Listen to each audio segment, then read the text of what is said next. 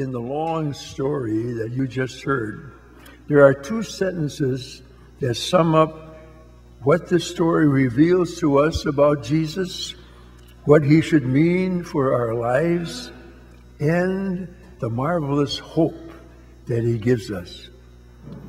Those two sentences are, I am the resurrection and the life. Whoever believes in me, even if he dies, will live. And everyone who lives and believes in me will never die. Do you believe this?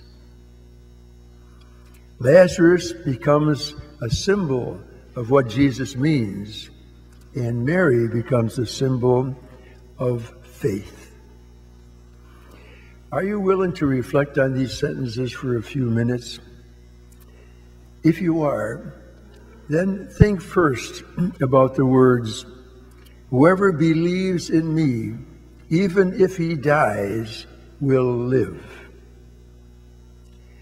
I think we can understand those words in two ways. First, some people die before they are dead. You might even know some of them, or you and I might even be one of them. If so, this part of the gospel is for us. Some people today are living in tombs of grief or loneliness or boredom and routine and a life without much meaning, or with a dried out and dead faith. Others are petrified by their fears and timidity and self-pity or regret for what might have been, or even worse, by hatred or resentment, or the unwillingness to forgive, which is the self-made grave. Others are buried in despair, addiction, or that overpowering temptation or sin or weakness that seems to bury them alive without any hope. Others are just dead tired of struggling. A Los Angeles man named Marco Contreras could have been one of these, but about a year ago, after having been buried in a prison for 20 years for a crime that he did not commit, a murder, he was released by a local judge when the Loyola Law School Project for the Innocent, after 5 years of work, found proof that an eyewitness account was unreliable and that in truth somebody else had committed the crime. Asked when he was released whether he felt any rancor, Contreras shook his head and said, no, none. There's no reason. He said he was looking forward to Holy Week because his faith, he said, for 20 years had kept him from being buried in depression. He didn't die in prison before he was dead. Faith in Jesus gave him the life that Jesus promised in those words to Mary. That's the kind of faith that's available to anyone who is dying before they are dead.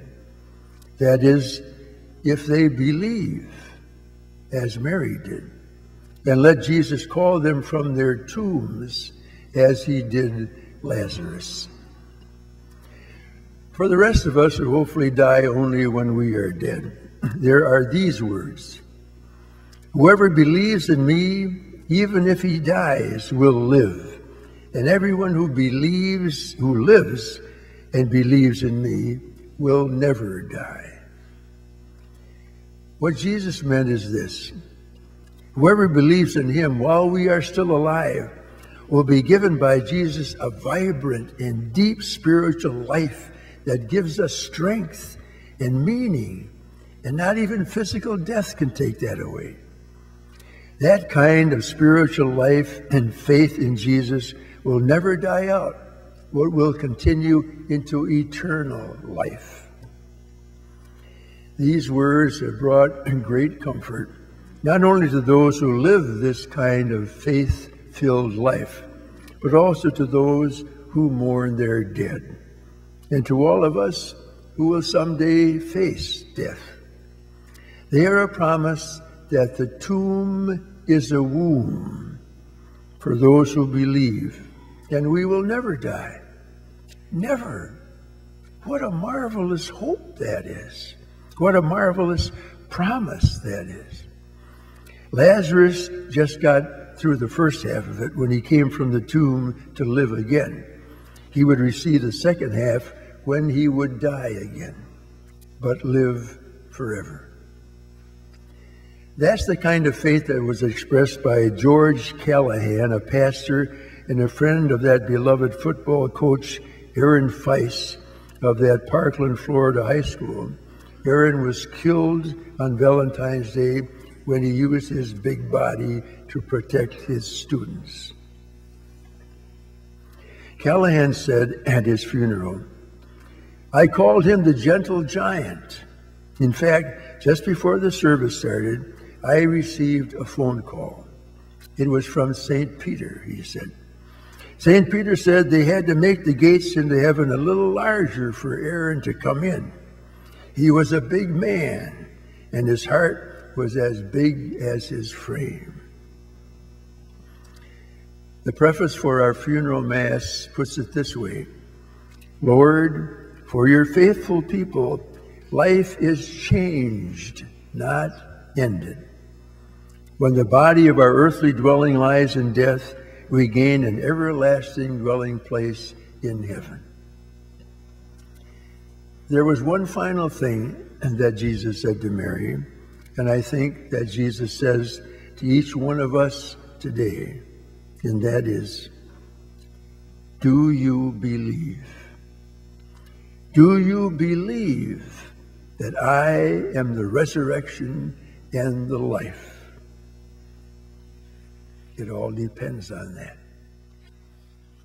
Amen.